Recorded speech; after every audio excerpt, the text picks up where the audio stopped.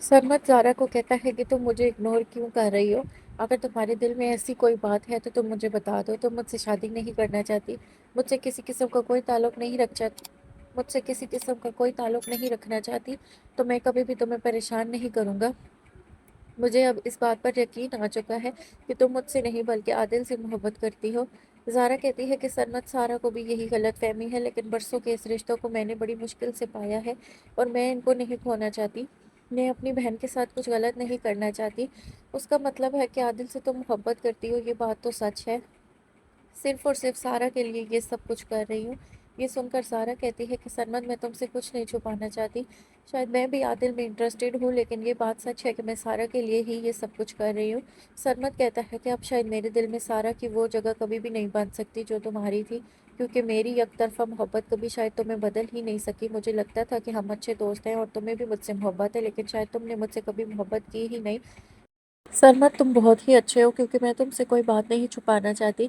कल को अगर आदिल के बारे में तुम्हें पता चला फिर भी तो तुम मुझसे नाराज़ होगी, और इसलिए मैं आदिल के बारे में सब कुछ तुम्हें पहले ही बता देना चाहती हूँ। मैं किसी रिश्ते की बुनियाद झूठ पर नहीं रखना चाहती।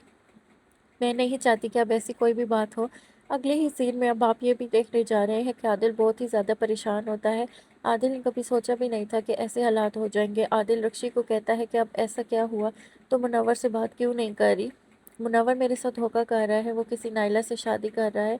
ये बात सुनकर आदिल कहता है कि तुम मजाक कर रही हो, वो ऐसा कैसे कर सकता है।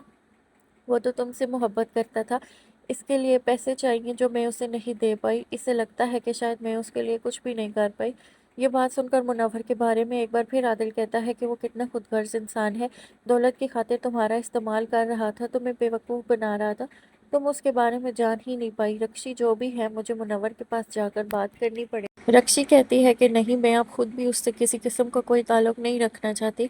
इस इंसान की वजह से इतना सब कुछ हो चुका है। इतना सब कुछ हो जाने के बाद मैं नहीं चाहती कि अब इस बारे में किसी किस्म की कोई भी बात हो।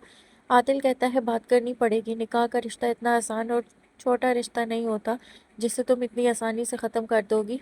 मुनव्वर से मोहब्बत की है तो उस मोहब्बत को निभाना चाहिए।